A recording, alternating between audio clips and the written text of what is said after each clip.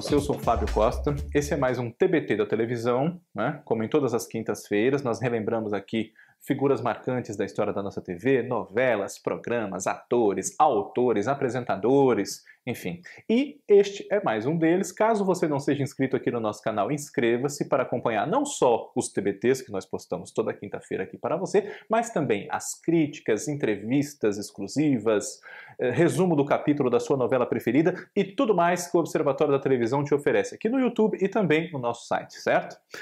Nesta quinta-feira, hoje, 11 de abril, completam-se 25 anos de uma das melhores novelas já feitas aqui no Brasil, minha opinião e de muitas pessoas. Uma novela de grande sucesso, uma das mais lembradas, A Viagem, de Ivani Ribeiro. A Viagem é um remake, né? Houve outra novela chamada A Viagem, também da Ivani Ribeiro, que foi produzida em 1975 pela TV Tupi. Essa novela foi protagonizada por Eva Vilma, Altair Lima, Tony Ramos, Elaine Cristina, Everton de Castro, né, nos 5 papéis centrais, e um vasto elenco com os valores imensos que a emissora abrigava ali naquela ocasião, né? E quando a TV Globo resolveu refazer A Viagem, é importante a gente contextualizar, porque naquela ocasião não havia uma grande onda de remakes, assim, à torto e à direito, né? Mas o remake, comercialmente falando, para as emissoras, é uma aposta quase certa de sucesso, né? Porque a história já é conhecida, quem não a conhece pode se atrair pelo fato de ela ser conhecida, então você quer se inteirar, quer se juntar àquele grupo de pessoas que conhece a novela e que a recomenda, fala que é boa, etc. E a autora Ivani Ribeiro já estava na TV Globo na ocasião há mais de 10 anos, e só havia escrito uma novela inédita, original para a emissora, que foi Final Feliz, em 1982. Todas as outras que ela fez, desde Final Feliz até essa época, eram recriações, adaptações de originais dela produzidos para outras emissoras, a TV Tupi ou a TV Excelsior. E no ano anterior, 1993, um desses remakes da Ivani Ribeiro, Mulheres de Areia, consagrou-se como uma das maiores audiências das novelas das 6 de todos os tempos e como a maior audiência da novela das 6 da década de 90. Nenhuma, até o final da década, deu mais audiência naquele horário do que Mulheres de Areia, com Ruth e Raquel, Tonho da Lua, essa história que vocês conhecem, né? E A Viagem foi então, vamos dizer, promovida de novela das 6, né, que era o horário que abrigava os remakes, para o horário das 7 por uma série de fatores. Primeiro porque, com o sucesso de Mulheres de Areia, Ivani, a sua colaboradora na atualização das histórias, Solange Castro Neves, e o diretor-geral, Wolf Maia, já ocupariam mesmo o horário das 7. Só que a intenção era fazer uma história inédita, utilizando até elementos reaproveitados de novelas anteriores da autora, mas com um novo tratamento, uma nova roupagem. Não seria como Mulheres de Areia, como Sexo dos Anjos, como A Gata Comeu, outros remakes que a autora já havia feito de novelas suas.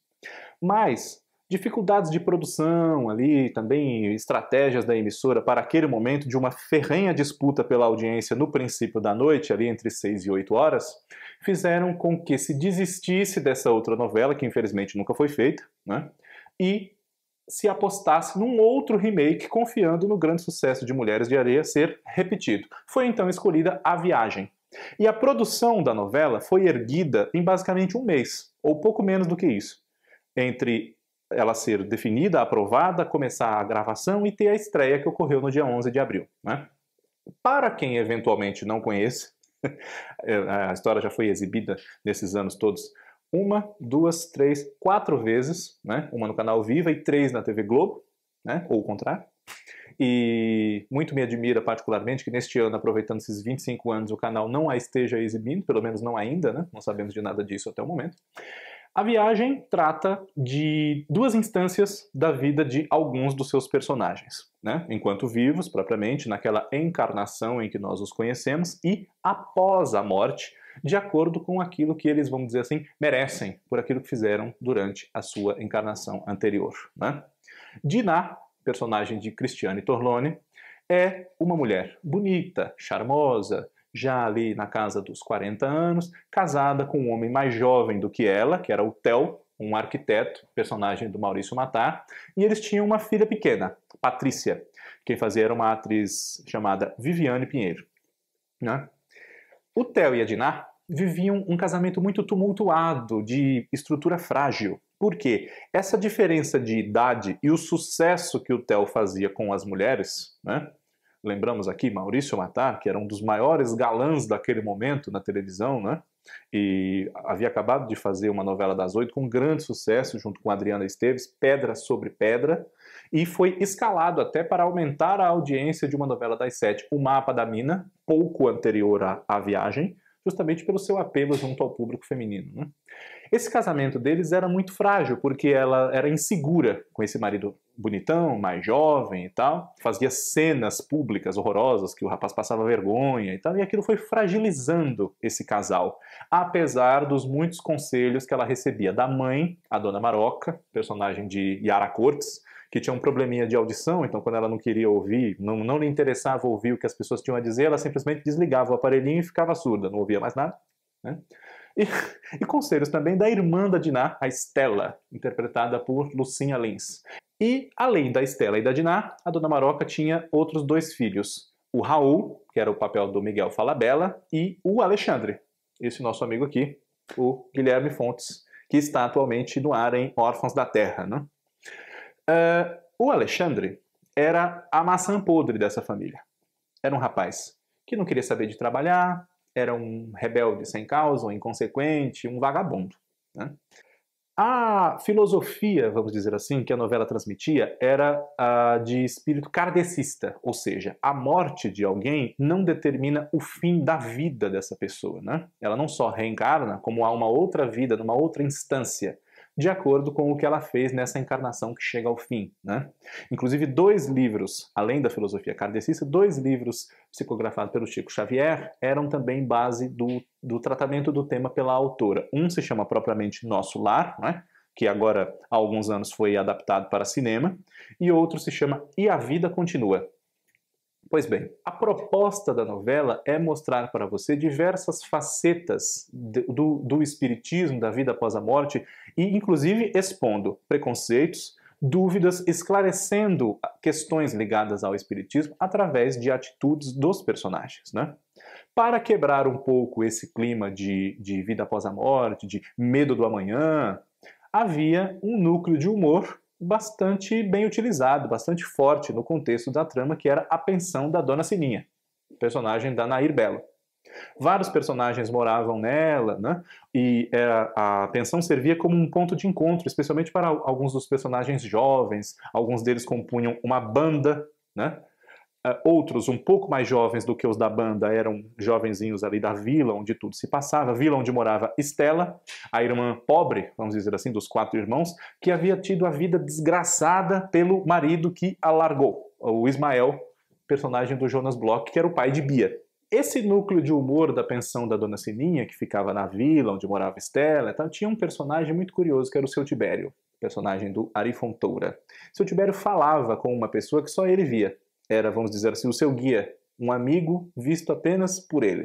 De vez em quando ele falava sozinho e tal, mas não é que ele estava falando sozinho, falava com o seu amigo, né?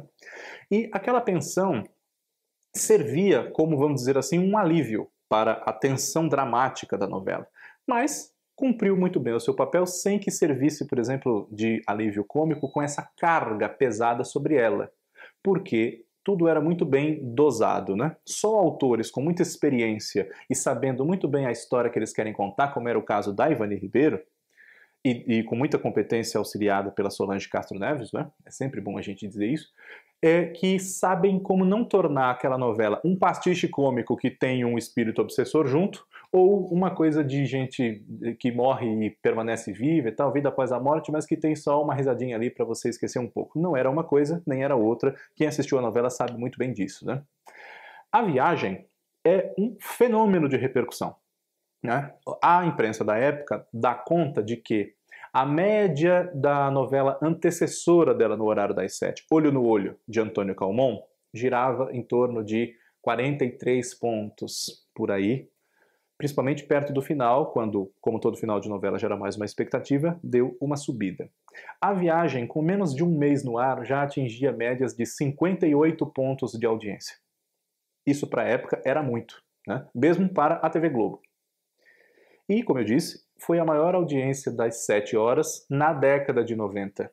Né? A exemplo de Mulheres de Areia, que foi a maior das 6, A Viagem foi a maior das 7, com média geral do primeiro ao último capítulo de 52 pontos. Isso era uma audiência para a época comum para a novela das 8, não para das 7. Né?